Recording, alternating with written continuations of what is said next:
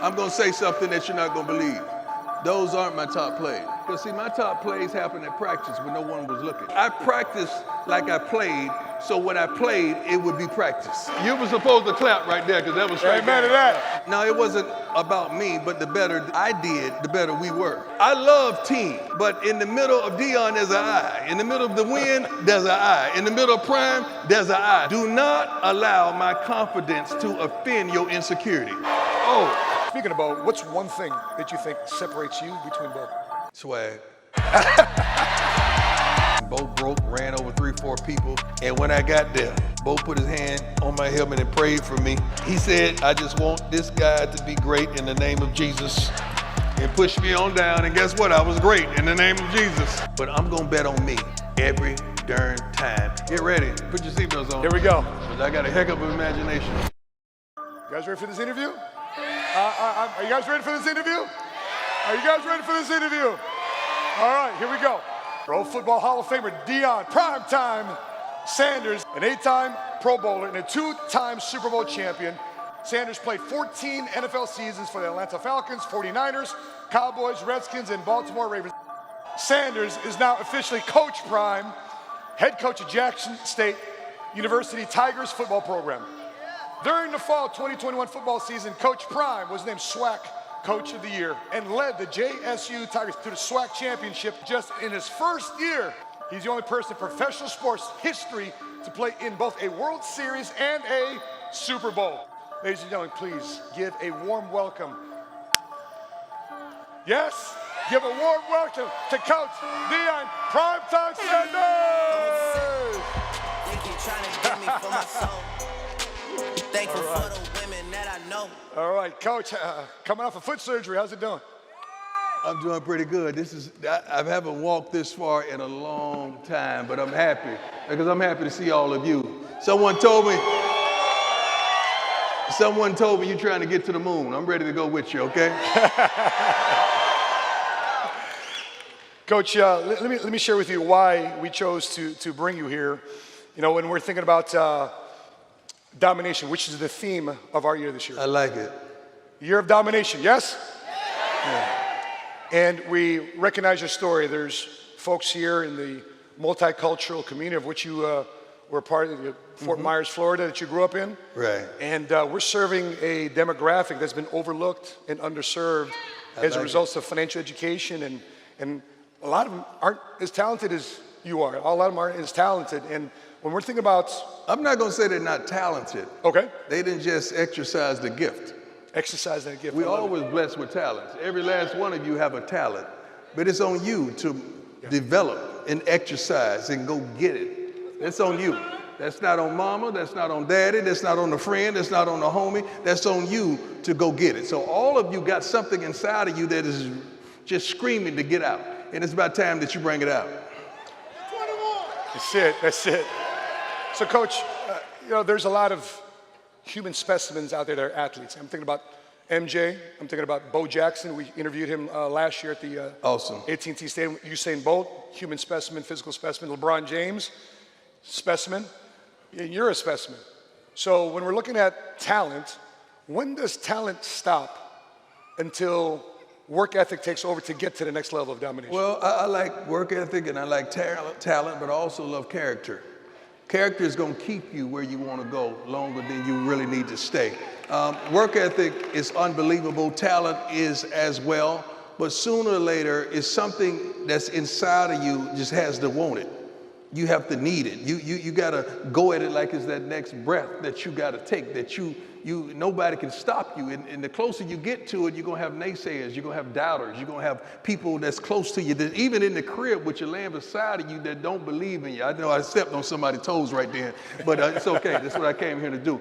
But it's up to you to wipe the tears out your eyes and go get it. Because my motto when I was 7 years old is I believe. I got to Jackson State and I started saying I believe, and they thought it was something new. I've been believing for a long time, and I'm not going to ever stop. Now it's about time for you to look to that person next to you and say, I believe. I believe. I mean, you got to feel it. You got to embed it. You got to embody it. Don't just say it with your neck all slanted. You got to put your neck up right and say, I believe. I mean, I believe. That's right. without a shadow of a doubt, you got to believe. You got to want it. Because everything you want is going to be something in front of it that's going to keep you away from it. So you're going to have to fight. You're going to have to roll your sleeves up. You're going to have to put Vaseline on your face, ladies. Take your earrings off. You know, take your lace front off, baby. You're going to have to go get it. You're going to have to go get it. Chris, you got that video up, the top plays? You guys, there's a generation here that has never seen your plays. They've just seen your highlights. But there's a generation that hasn't seen your plays. Chris, we got that up? Let's take a look at some of the top plays, because we're talking about talent, about what he did on the field. We pulled up this YouTube video, your top 50 plays. We won't go through the whole thing, but let's take a look at some of your top plays here. On top 6-3, Montana going up top for Rice, intercepted by Sanders. It's Aikman back to throw. Deion inside the 10. Beat the Packers. First down. Zolak takes the pitch back and throws it downfield, and Deion's got another one. Can we stop it? To us, Deion. All right, here we go. Can we stop it? I want to stop it. I don't want you to clap because I'm going to say something that you're not going to believe. Those aren't my top plays. Let me tell you why. Because, see, my top plays happened at practice when no one was looking. My top plays happened in Fort Myers, Florida, when none of you knew anything about me. My top plays happened when there was no camera there. See, those are the plays you just caught on camera. Those weren't my top plays because I practiced like I played, so when I played, it would be practice. Yeah, you were supposed to clap right there because that was straight. Amen to that. Yeah. Come on, get up to practice plays. So there's somebody out there right now, the light ain't on you, but keep making plays. Nobody's talking about you, but keep making plays. That's right. I know your sales numbers aren't where your friend is, but keep making plays. I know nobody's talking about you, and you're not on the leaderboard right now, but baby, keep making plays.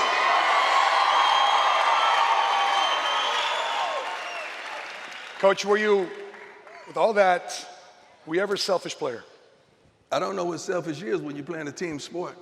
But even on a team sport, it was my stats, my thing. No, it wasn't about me, but the better I did, the better we were. So you could see it as selfishness, you could see it as braggadocious, you could see it as individualism, but the better you are, the better it's going to be for your company, the better it's going to be for your team, the better it's going to be for your family, the better it's going to be for your kids, the better it's going to be for your siblings. So you got to do your thing. I love team. But in the middle of Deion, there's an I. In the middle of the win, there's an I. In the middle of prime, there's an I. So I knew I had to do my job to make it easy for everybody else. I remember one of your interviews, you practiced not only your touchdown dances, but you also practiced your post-game interviews and your one-liners. Because I knew. You're talking about in college. You're talking about in Florida State. Somebody made a mistake and slipped me a piece of paper and told me how much the defensive backs made at that point in time. That was like in the early 80s. I wasn't happy about that because defensive backs at that time were one of the lowest paid positions. Yep. And I said, I got to do something about that. I was already prime time from high school in the dark that they didn't know about. So when I got to college, prime time was still on the front license plate of my car.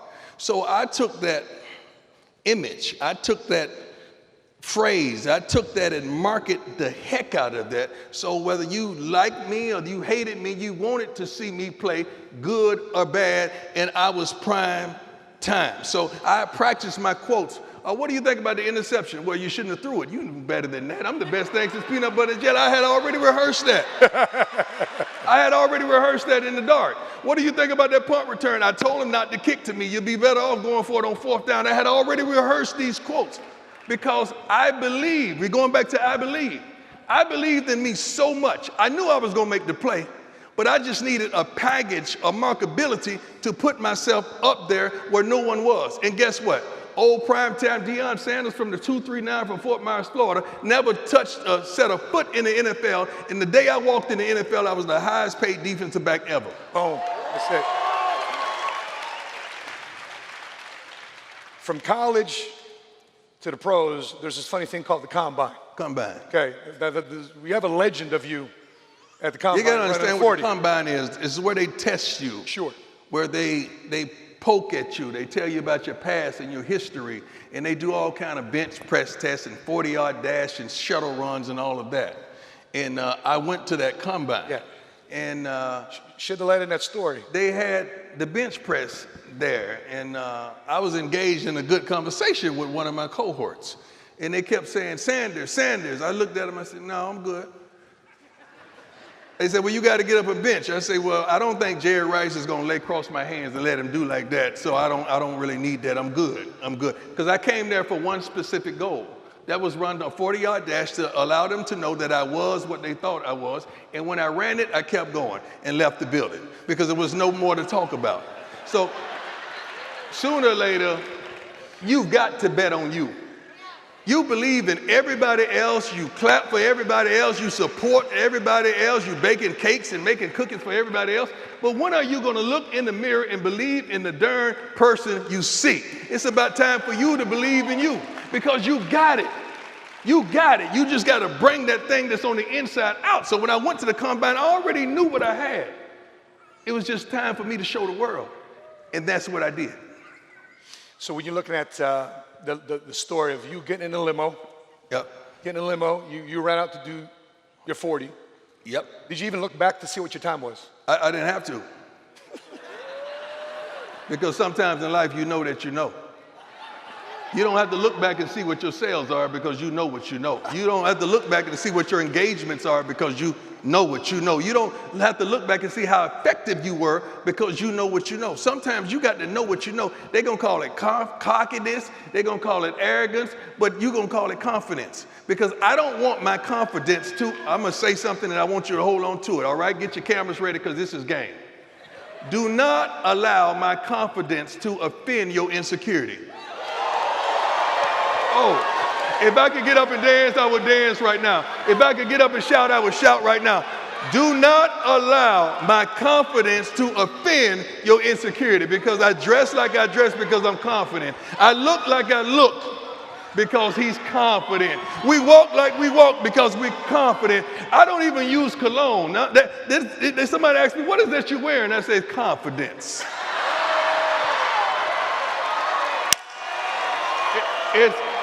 It's my natural odor.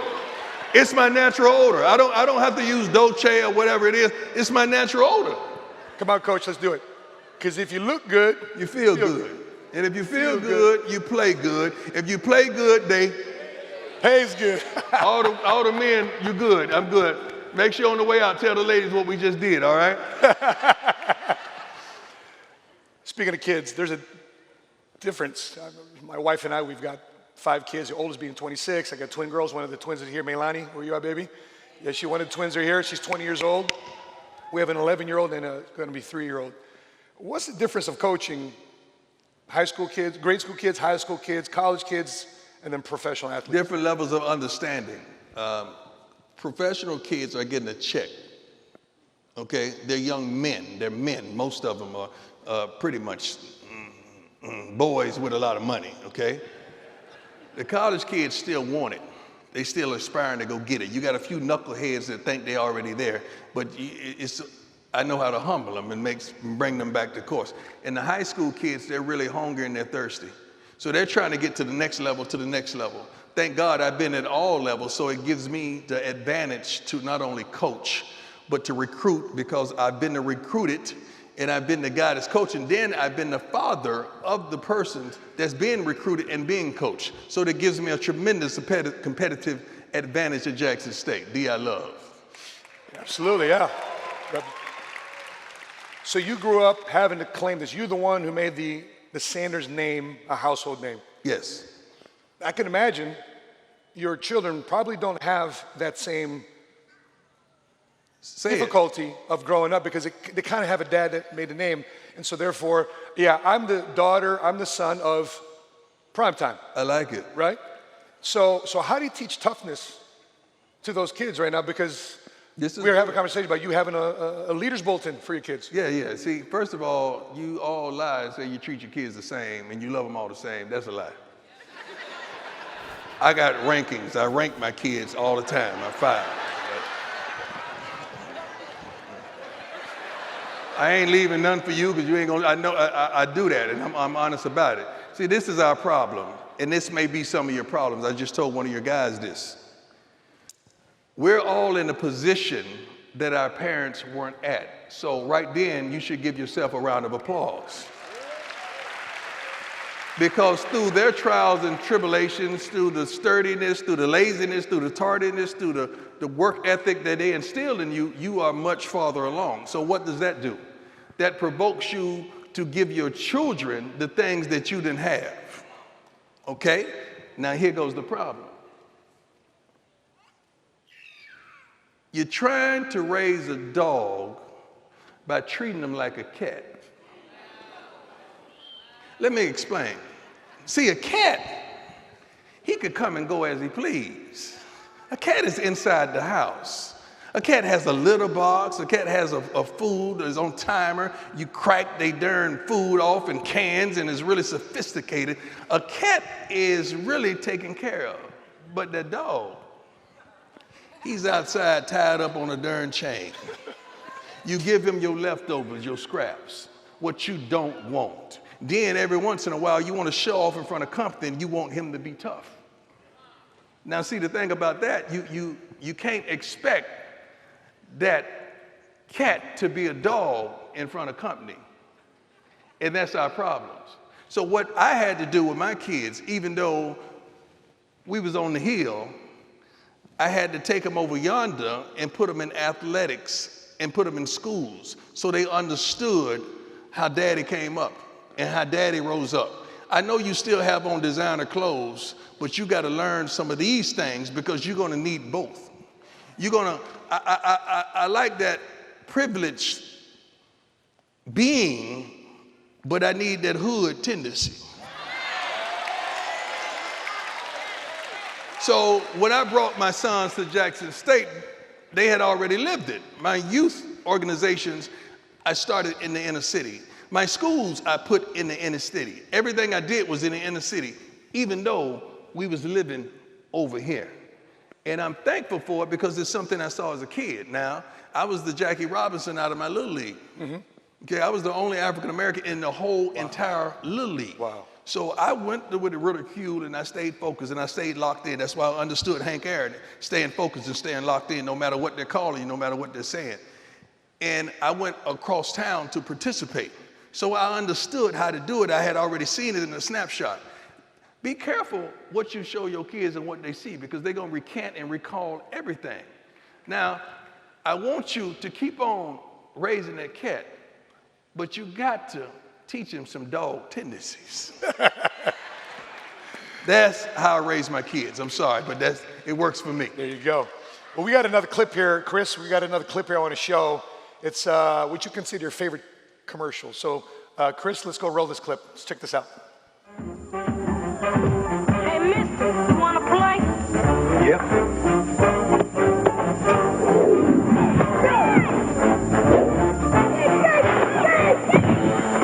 How much?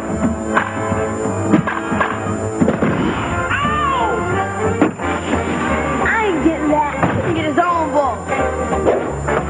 Mister, don't you got a football game to go to? Let me tell you about that spot. That company had a hard time understanding my thought process and who I was. And when I told them my biggest fans are the youth, because sometimes people my age and people that look like me didn't really understand me.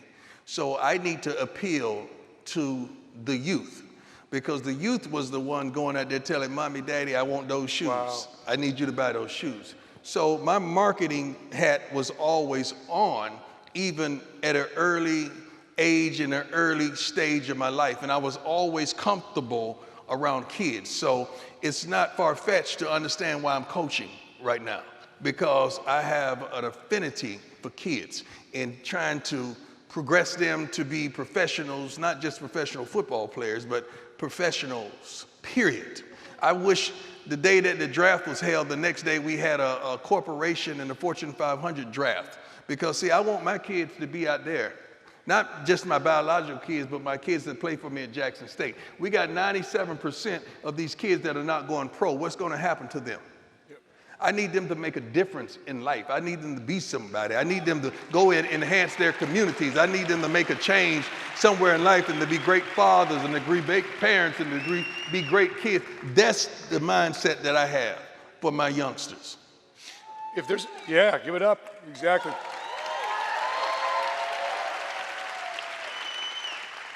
If there are athletes right now, whatever sport, and you like their example on the field and also off the field, and these are your kids, who would you tell them to watch? Jesus. That's player. A great recruiter, I hear. Yeah, but see, oftentimes you got to understand those things that you see, those things that you clap for, those things that you cheer for, those things that you idolize, they're not role models, they're models playing a role. You don't know who they are. You just saw them doing what they're gifted and blessed to do for 2 hours of the day. Could you imagine if the world got an opportunity to see you at your best for 2 hours a day, how your profile would just be enhanced, everything would be wonderful, everything would be so different, because we're showing you for 2 hours doing what you're gifted to do. But what happens to the other 22? See, that's where the problem occurs. That's where the trappings of life occurs. And so oftentimes we do fall into those trappings.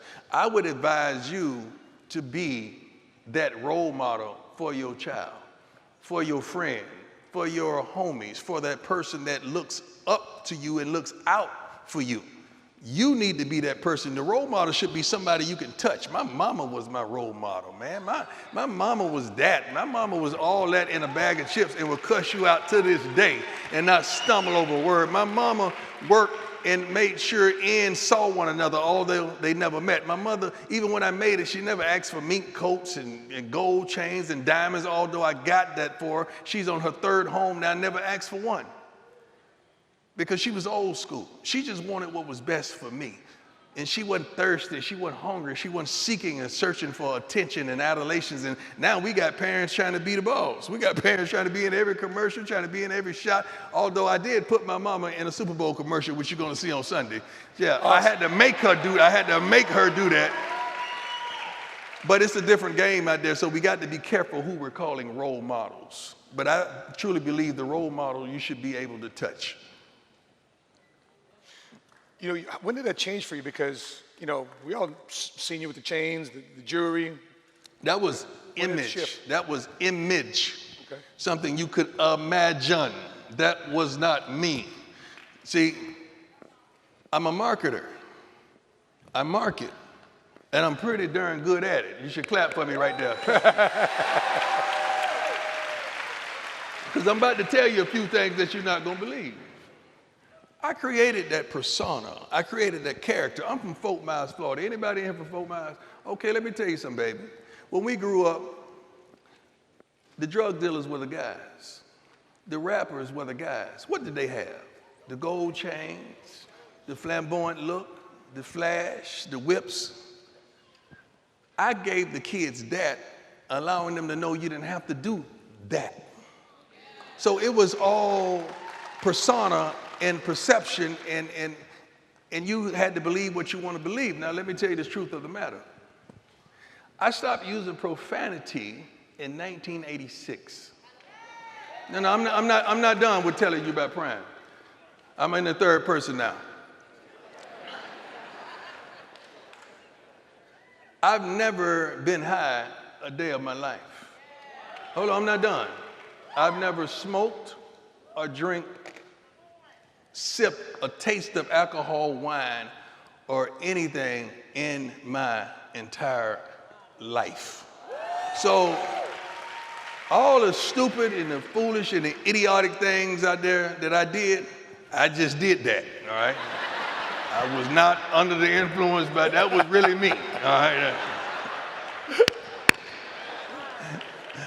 But that was all image, just to bring attractability, just to bring something to a position.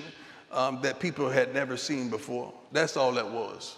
How do you feel now that after you established that for all the cornerbacks, at least from a visibility standpoint, so they can start paying these cornerbacks, and fast forward 10, 15, 20 years later, I think the stat was the top 12 cornerbacks in the NFL, their average salary was your top salary when you were playing. I love it, because that means I was a forerunner.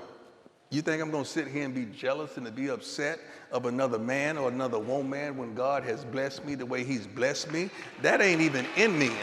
I'm not a jealous person. I'm not an envious person. Matter of fact, I'm going to give you the game. I'm going to give you the playbook. I'm going to give you the knowledge. When I see a kid taking a left when he should stay right, I pick up a phone and call him. I don't even have to know him. I mean, rapper, entertainer, athlete, anything. I pick up a phone and just say, look, man, God has called me to be a navigational system. I'm not perfect, but I'm darn sure present. And I'm going to get it right, and I'm going to try my best to lead you to where you want to go, because I know how to get there.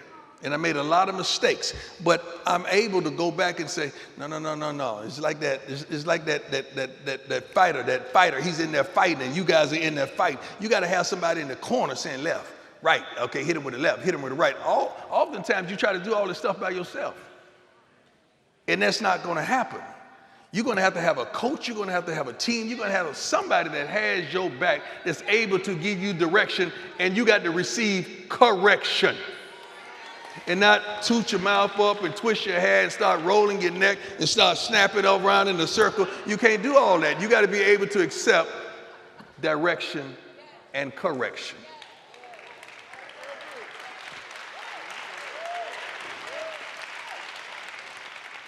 We'll go back to the kids right quick, because I'm just curious. How have you raised them to be competitive, and how do they move up or down on your daddy leader bulletin? Say that again? Yeah, how do they move up and down daddy's leaders bulletin? Oh, they got to do stuff for daddy. That's how they move up and down.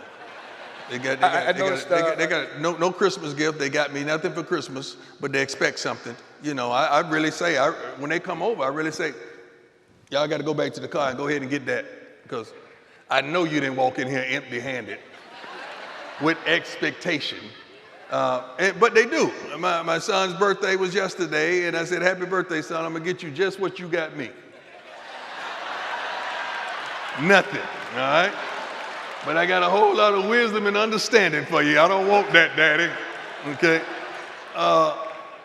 Give me that first part of that question. Yeah, and how do you stoke competition amongst your children and not have that sibling rivalry where it's destructive? My kids are very competitive, and they're very active because of what they've seen. I've shown them things. So you got to be careful. Athletes have to be careful of this, and early retirees have to be careful of this. When you're retired and you are doing nothing to help the country, to help the community, to help anything, you're just sitting there on a stack of money, just laid back, and your kid's going to assess that and say, well, my daddy ain't done nothing, because they didn't see me in my prime. So I got to create life and have them to understand that no, daddy gets up and works out in the morning. No, daddy is sweating by the time you get up. Daddy's already eating breakfast and he's ready for the day. Daddy's on Zoom calls. He's making it happen. Daddy's forethoughtful. He's really seeing things in the future that's trying to make sure it happen. Daddy's bringing people together. He's bringing unity and provoking change. They had to see all that stuff for themselves and then get in where they fit in. So now that they could see some of my attributes, now they could adopt some of them. They're not going to adopt all of them. Quit getting to the situation where you think your kids are going to be you. It ain't but one you, and you should be thankful it ain't but one you. It'll never be another you. That attitude you got, we don't want that, okay? That tardiness you got, nobody want that. But all those true qualities, yeah, you could have all those things, but it's only one you. And I don't expect from my kids what I would do. I used to, and I got my little feelings hurt. If I expect that they're going to do this because I would have done that, I'm going to get my little feelings hurt, because they got to learn for themselves. But it's up to you to be that cut man in the corner, and it's up to you to be that navigational system for them without bashing them or belittling them. One thing that I've learned with my team, and I've learned this a long time ago in coaching, I exude love, my man. I exude love in all its attributes, in all its components. Then I've learned how to listen. I got love, I exude that, I give that. Then I sit back, I learn how to listen. Okay? Then I'm a straight leader, love, listen, and I lead. And then I forgot my other L. It's going to come to me in a minute. It's not laugh. I laugh. It's not laugh. That was a good one. It'll come to me in a minute. My mind is way down the street right now. When you're looking at your career, I'm sure in addition to your victories and success, your championships, you also had tough and difficult losses. Yes. What is the loss that comes out to you right now? It's probably one of your toughest losses in your career, whether baseball or football. My money in divorce court twice. Okay. Probably my toughest. Football and baseball and divorce. It's probably my toughest loss. It was a tough fault case, but I lost some. Man, God gave it back to me in the end. But no, straight up. Honestly, that was my toughest loss. Just going through the nonsense of life, understanding that someone you lay with, you produce children with, is going to come out to be a darn war about something you worked your butt off for, and that's traumatic. But guess what? Sooner or later, you got to wipe your tears, put on a new suit, take a good shower, and get back out there and go get it. Okay? It's a lot of you right now. You need to thank God that he left. You need to thank God that she played you. You need to thank God that they did you that way. You need to thank God that they walked away. You need to thank God that you got strong enough where you finally said, no, you ain't doing me like that no more. And you need to thank God that it happened, because if it hadn't happened, you wouldn't be as strong. You wouldn't be as tough. You wouldn't be as resilient. You wouldn't be as provocative as you are now. So some things we got to thank God for, because God is trying to move that out the way so he can usher in and blessing you to a whole new beginning. And that's why I am. I'm 54 years old, looking like 35, 37, somewhere like that, and it's like a whole new chapter. I've been prime time, then I cut the time off, then I was just prime, and now I'm coach prime. It's a whole new chapter, and guess what? I'm still winning. Come on, baby. Come on, baby. Still winning. God, I'm still winning. By the way, in the audience right now, raise your hand if you've ever been through a divorce or family court. Two. Right? Two. There it is. There it is. It's tough. It's tough because you think so. You're almost like it hurts you as a man, as a provider. It hurts you emotionally, financially. I mean, it's a death, but they still walking around. That's really what it is. It's like losing somebody, but they still walking around. You can see it. Dang, I see you died real good. Yeah, you see that. I got you. Forgot about that. One of the other areas that why we wanted you to come here is because you could have taken any coaching job. Mm-hmm. You could have coached pro, you could have coached college, but you decided to coach HBCU. Okay?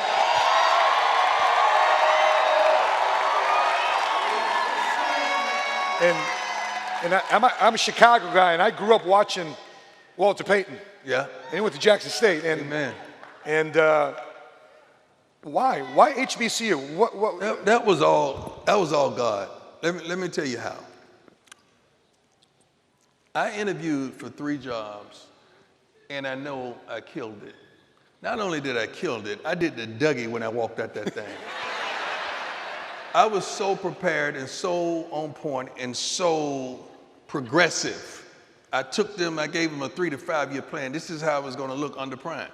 This is going to be a whole new beginning for your universities. This is what we're going to do. This is the kind of guys we're going to attract. This is the kind of kids. We're going to get kids that are smart, tough, fast, disciplined with character. We're going to do this. The marketability is going to do that. We're going to take your profile up. Or we're going to have a new stadium here, or the one that needed it, we're going to do. I mean, I had it all down.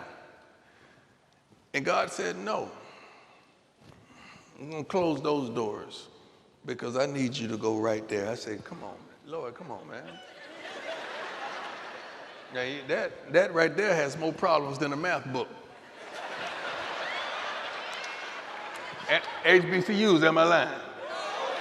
Okay, but he said, yeah, but I know they have more problems than the math book, but you got solutions. Not only do you have solutions, you got nerve.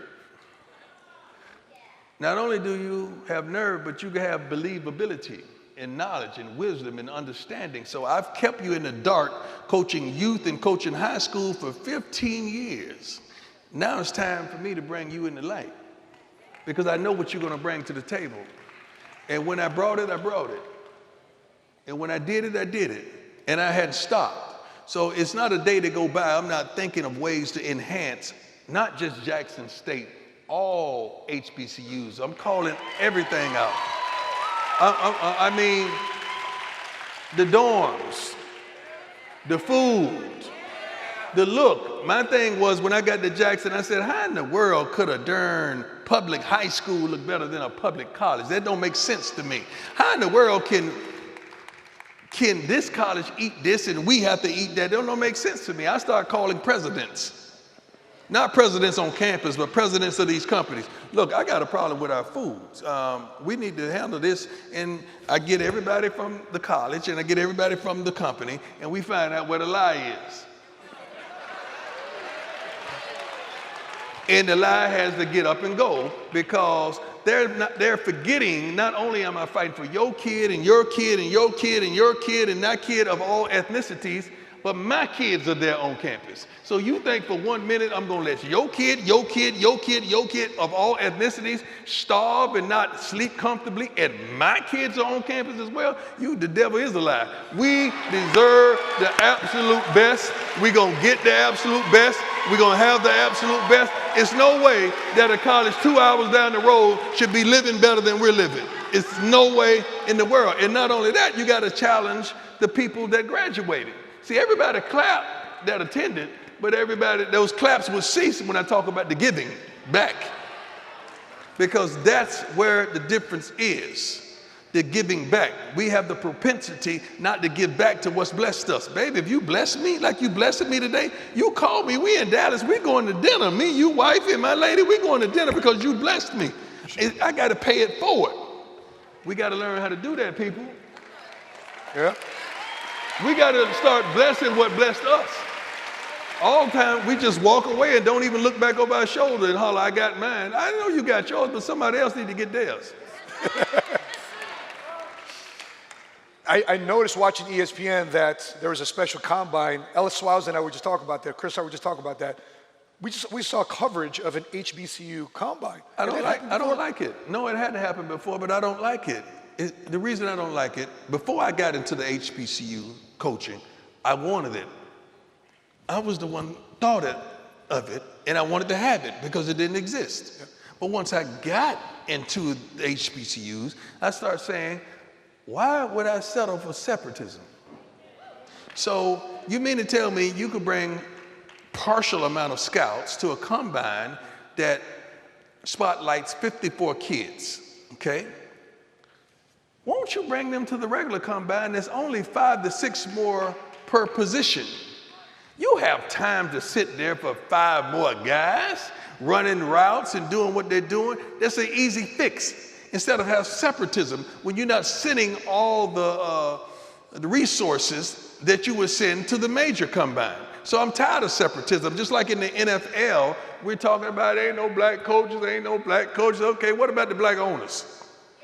Okay, instead of crying for this, let's fight for that. So what if we fought for 4 more African-American owners? Quit fighting for the coaching aspect. That's the lower level. Let's fight for the ownership. Yes, I'm talking. So you have 4 more franchises. The NFL is a machine, as you know. Yeah. We have multiple cities that could warrant another franchise. So let's just have 4 more franchises and mandate that you give those 4 franchises to African-American ownership and let it be whatever it is. Because you can't make no billionaire do what he don't want to do. They can't make you hire who you don't want to hire. You're going to hire who you comfortable with, who you cool with, who can do the job for you, who you have relationship with, who you understand that they have the capability to make it happen for you, regardless of the ethnicity. You can't make me hire no cook in my house. That's what we're trying to do. That's what we're saying. That's not going to work. But if it's my house, I can hire who I want to hire, right? Yeah. That's the solvency to that problem. Speaking of food and your boys, okay, I noticed that you set up an opportunity for them to get an endorsement or be part of an endorsement at TV. Yeah. We were talking up in the green room a little bit about what happened with your son, because like Filipinos, we tend to show up at things late, right? Black folks do too. Yeah, we do too. Sure. So I'm speaking for us. I'm sorry. I'm speaking for us. We do too. Can you share that story about what happened there in that conversation? Sam, was it Gillette? Gillette? I had a Gillette shoot at the crib because I can't really get around, so they come to the crib, thank God, to do a lot of my spots. And my second oldest son, Shiloh, had a shoot with me. Say, for instance, the shoot started at 7 p.m., which it did. The night before, I was in Jackson. I said, Shiloh, Dad is getting ready to drive back. If you want to jump in and ride with me, we straight. You could just fly back after the shoot. He said, no, Dad, I'm going somewhere. I said, you're going to the club with your brother. I know where you're going. You're going to kick it, and you got this little funky girl that's trying to do something with you, and that's what you're going to do, but you know you got business here. So he showed up to the spot, the shoot, probably about 10 minutes late, something like that. So I told my people, because we have the same representation, dock him for the time that he was late, because he has to learn good stewardship and understanding what you need to do. So we went through the whole read. I'm reading the whole prompter and reading all the stuff and being prime. He's seen me in this light, but he's never seen me do what I do. So, and I'm helping him. They gave him one little part, which I said, we're gonna give him a little more. It don't make no sense for him to drive several hours to be on camera for 3 minutes. So he was just fumbling and stumbling and it was horrible. So afterwards, I got on his butt and said, look, man, you don't understand. You got to take this just like a game. You got to be serious. This is real. This is how Daddy keep lights on around the house. This is how Daddy, you have 2 cars and you're in college and you're in a house in a gated community in college and your brother. This is how this stuff happens. But you got to start being this guy that they think you are. And he went back. He studied his butt off and came back the next day and brought it. But we docked him. We made him understand that there's a responsibility that comes along with being the man. Everybody want to be the man, or everybody want to be the woman until it's time to be the man and the woman. Because there's a lot of responsibilities come with being the man or the woman. And you guys ain't ready for that. You got to just sit back while you're a backup dancer and hit your parts and sing your key and hit your notes. But every once in a while, God is going to call you up front to get your solo, and you better be ready. You better be ready. What type of player do you recruit? Who plays for Coach Prime? Smart, not just book intelligent. A guy that's going to make the right decisions on the field, off the field, is not going to do nothing stupid, not going to do nothing weary, not going to do nothing selfish, not going to be inconsistent. Smart. A guy that's tough. I'm old school. I coach old school. I don't say, oh, little Johnny, it's going to be all right. No, Johnny, it ain't going to be all right if you don't get your butt to this ball. Like that. I'm just old school. I don't pacify kids. I don't pacify them whatsoever. And I'm very structured. In practice, we're going to wear black socks. We're going to look the same. Your game should make you individual, not what you wear. So you're not going to see nobody in Jackson with one pant leg up and one down like they Flojo and all that stupidity and all that self-absorbentness. Well, Coach Prime, you did that. No, I didn't. If you really study my game, I did not. I did not. Smart, tough, mentally, physically, psychologically, fast, not just football fast. But I need you to learn that playbook fast. When you're hurt, get your butt in the training room because I need you to heal fast. I need you to comprehend, to see it, read, and react fast. So I need that stuff fast and discipline. You can do anything you want, baby. If you don't have no discipline in your life is going to be pure hell. If you don't have no discipline and consistency in your life is not going to go far. And then I need character. So your kid could be whoever. He could be that dude. But if he don't have no character, I don't want him. And with my coaches, out of that 4, smart, tough, fast, discipline, they got to be 3 of those. You don't have to be 1.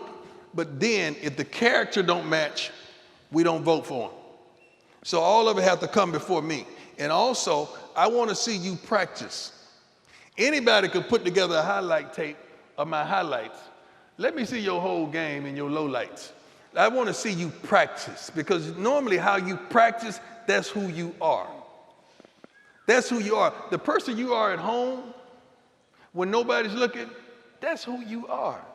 The person that's saying, they said that darn, I ain't gonna never make that darn leaderboard, they ain't right, they cheat, and they doing that, and they play favoritism, that's who you are. Ain't nobody want that, ain't nobody want no complainer. I want somebody smart, tough, fast, disciplined, with character. Then you can play for Jackson State University. How do you assess character?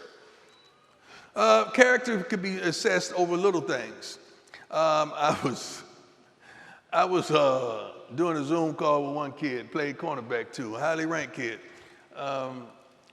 The kid, he got that far.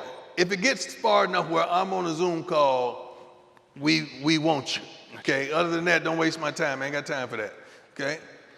And we sitting up there talking to the kid, and I go right at the throat. Why you play this game? Well, I want to be the best. Good answer. It's not what I'm looking for. Why do you play this game? Because see, if this game is all about you, we have the propensity to quit on ourselves. It can't be all about you. It's got to be about something else. What you're doing, it ain't about you. It's about something else. It's got to be bigger than that. If it's just about you, you know how narrow-minded it is for something in its totality to be all about you? So I kept on going. So, you know what? All right, son, I like it. Then he said, when we gonna talk about the business? I said, what are you talking about? The business. I said, what business, son? You know the business. I say, no, I don't know the business. I don't know who you think you're talking to, but there ain't gonna be no business nowhere with me. I don't play those games. I ain't paying you nothing. I'm not giving you nothing but an opportunity. So that character right there showed himself in the 9th hour. And everybody else had signed off, but he has to come through me in the last hour. And it showed himself. And I'm thankful, because we go through little things and little synopses of what could happen, and we ask this question to trigger this, or we have home visits to trigger that. And oftentimes, when you go into a home visit, my coaches have, I haven't been on one yet, the kid ain't too far from the parents. If you see any consistency in the parents, it's going to be a consistency in the child. Inconsistency in the child. So we have so many different recruiting things, and size and height and weight are all components as well. So you just recruited the #1 high school player Yeah. in the land. Yeah. Right? He's coming to Jackson State. Yes, he is. Right? He's already at Jackson State. Yeah, excuse me. Yeah, he's working out every day, Travis Hunter. So take me to the process. How did you recruit him? Because the first hat he wore was Florida State. Yeah. And he had Georgia, and then he had Alabama. Yeah. And then he rips off, I believe. They made a mistake. HBCU, where y'all at? They made a mistake, and they allowed me to schedule a visit for him. Homecoming. See, they know. Y'all don't know. What happens? At Jackson State, we have 60,000. The pageantry, the love, the respect, the honor, the bands, the dress, the look, the whole week leading up to that game and that moment. Then after walking the walk with our kids dressed to the nine, getting out there, he comes in the locker room and he hears my pregame speech. And at the conclusion of that, we go out on the field in front of 60,000 of our people. See, it's one thing for them to talk about it. Could you imagine? See, this is what I'm in. This is how many thousands right now? I mean, I don't know how many in here. Just say 2,000. Let's just say that. These are 2,000 of your people. Do you know how good and warm that is when you walk out here, you and your wifey for lifey, that 2,000 of your people make you feel? So you talking about a young African-American kid that had heard the rumors, that had heard the understanding that has been to this university, that university, but he had never seen 60,000 of his people yell and scream, and we were dominant, and we balled out that game, and we looked good. And then, you know, my son takes him on a visit later on that night, and, you know, my son he has Jackson. He has Jackson. Visit the library. He's that guy. He's that guy, the son that's the quarterback. He's that guy. And we were just honest with him. I didn't promise him nothing but an opportunity. I told him everything that he got, he would have to earn. And I have the navigational system of where you want to go and how to do it, because you're playing my positions, plural, that I played. So I got you. No matter what, I got you. And that's all it took, to look in his eye and say, I got you. Now I got to talk to mama. I got to make mama feel secure and understanding that I got your baby. I'm not promising you none. I'm not trying to lace your pocketbook. I'm not trying to do none of that. I got you. I'm going to make sure you bring me a boy, and when he leaves, he's going to be a man. And he's going to be smart, tough, fast, disciplined, and he's going to have a degree, and he's going to have multiple opportunities on and off the field because of the person that he's going to become. Because I see something in him that they never spoke to. And I spoke to that in the mom. You're talking about a mother that's married, have several kids running around the house, and they looking for not only a way out, but a way up. And that kid can deliver them. So she's very protective about her baby. And we just went at it a whole different way. We showed love and respect and honor and humiliation. That we got you, baby. And that's all it took. We got it. Boom.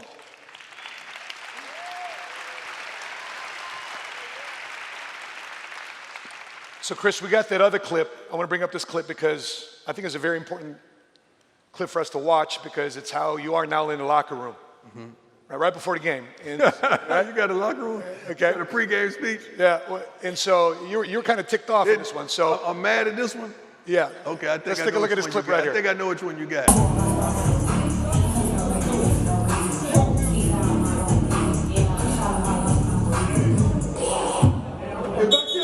If I catch one of y'all on your phone right now, you ain't playing. Get off the phone!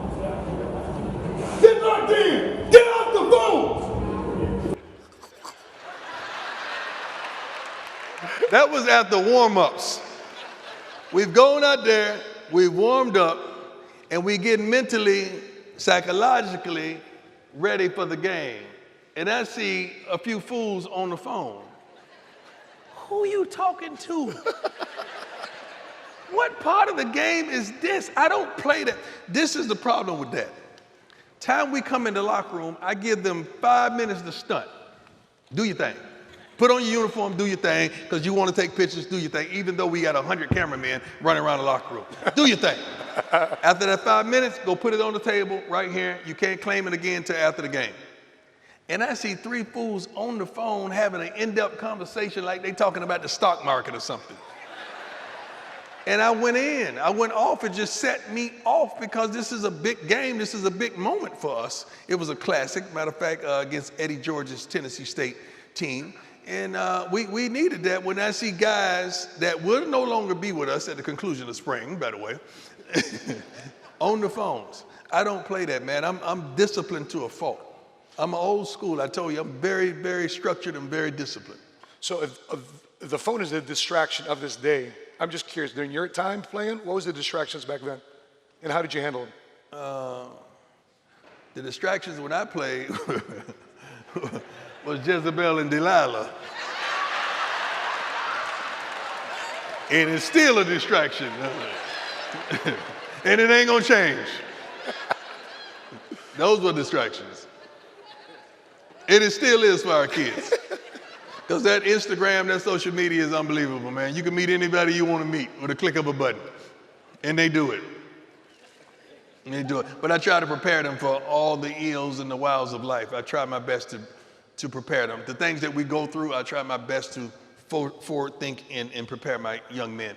Because I want them to make it with all means, man. I got to equip them with every darn thing I can. The Bible says God uses the foolish things to confound the wise. Some of the things you may think I utilize that are foolish things, but I got to get them wise. I got to make sure they're where they need to be and get to where they need to go. Gotcha.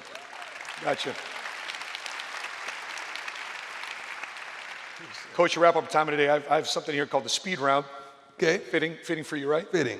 And the first answer that comes off the top of your head, shoot. I like that. I like All that. right. So Get ready. Put your seatbelts on. here we go. Because I got a heck of an imagination.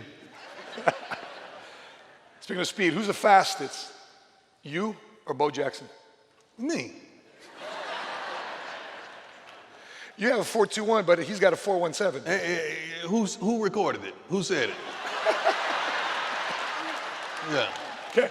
And All right. mine was that morning for breakfast, by the way. So I ran a 4.21 for breakfast. So if you'd have caught me at lunch, it'd have been something else, boy. But I love Bo. If it wasn't for Bo, it wouldn't have been no prime. So I love Bo. I love him. He paved the way for me. By the way, Vic and Anna, Vic and Anna, they unknowingly leased an office space, and guess who's on the first floor? Bo Jackson. Bo is? Yeah. You joking? Selling meat. He's selling meat. This is the weirdest thing. He ran into him in the foyer. Speaking of Bo, what's one thing that you think separates you between Bo? That's a darn good one. Swag. Yeah.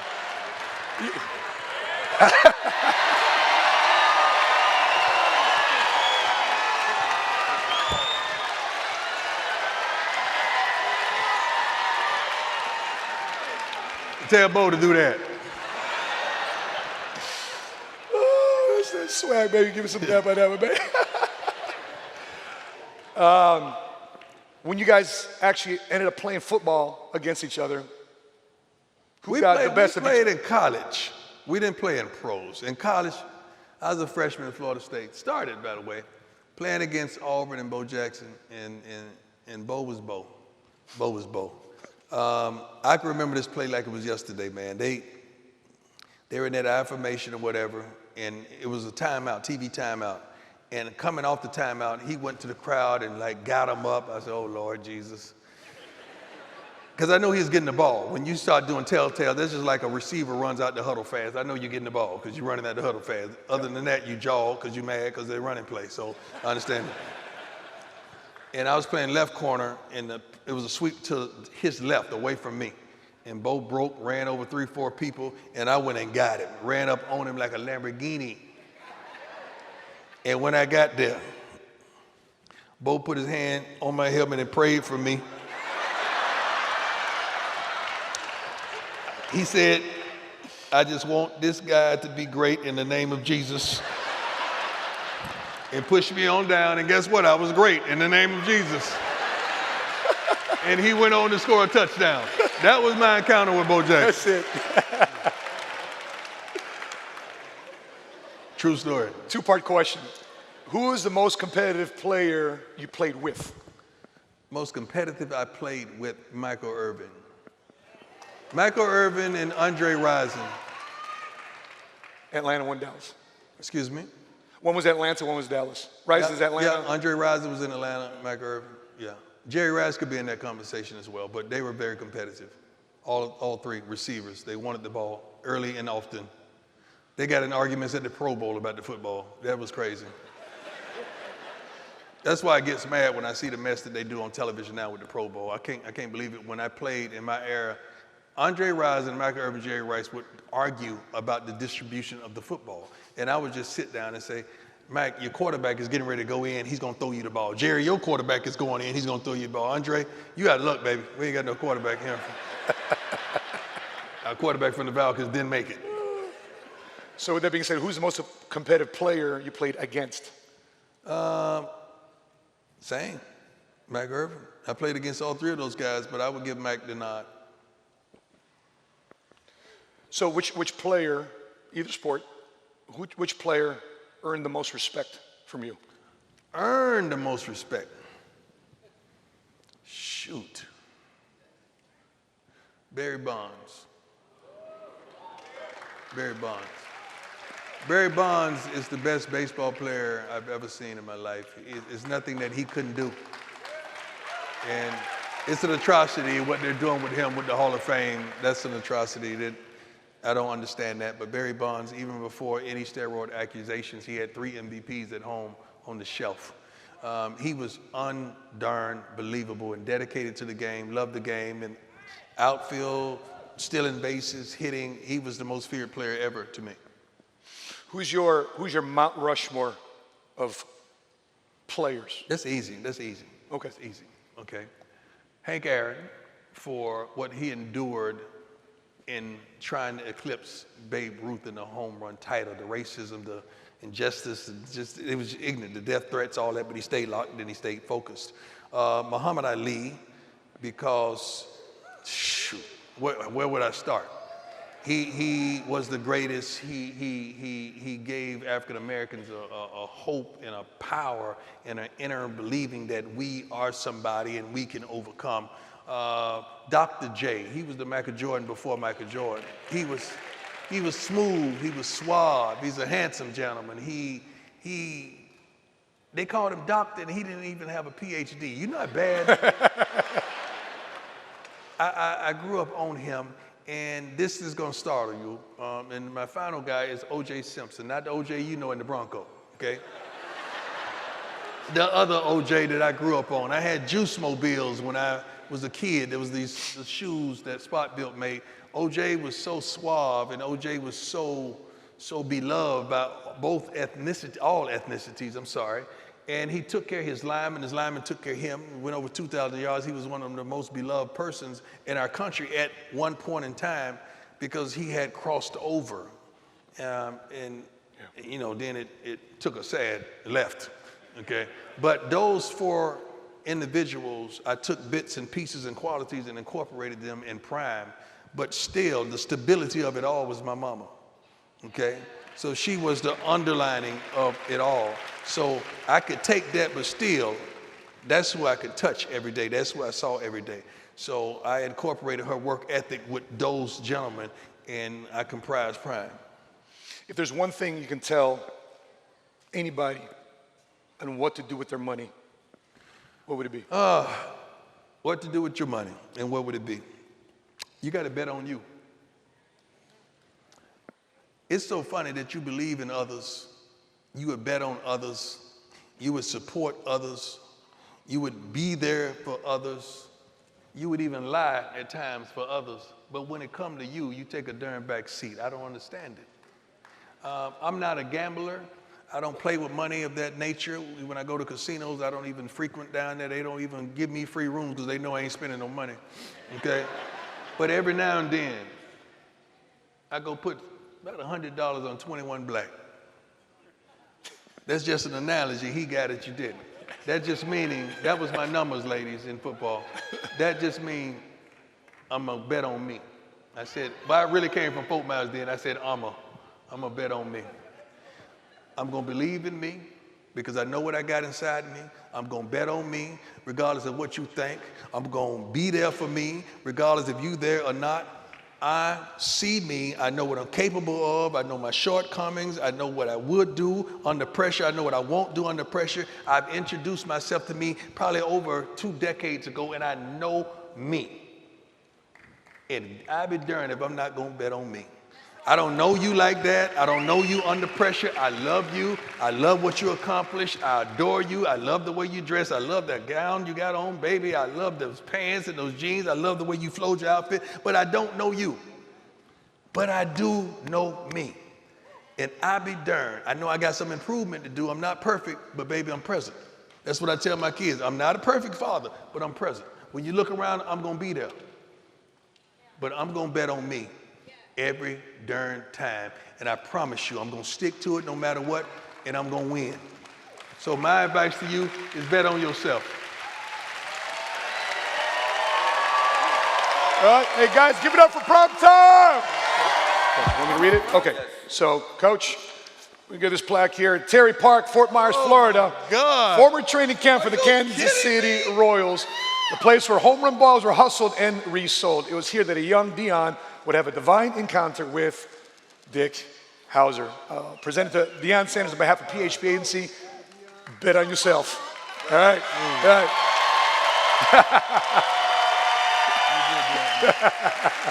There you go, Coach. So, Ceci, sweetheart, can we take a picture? Can we take a picture? You did your homework. Yeah. This is special. Yeah.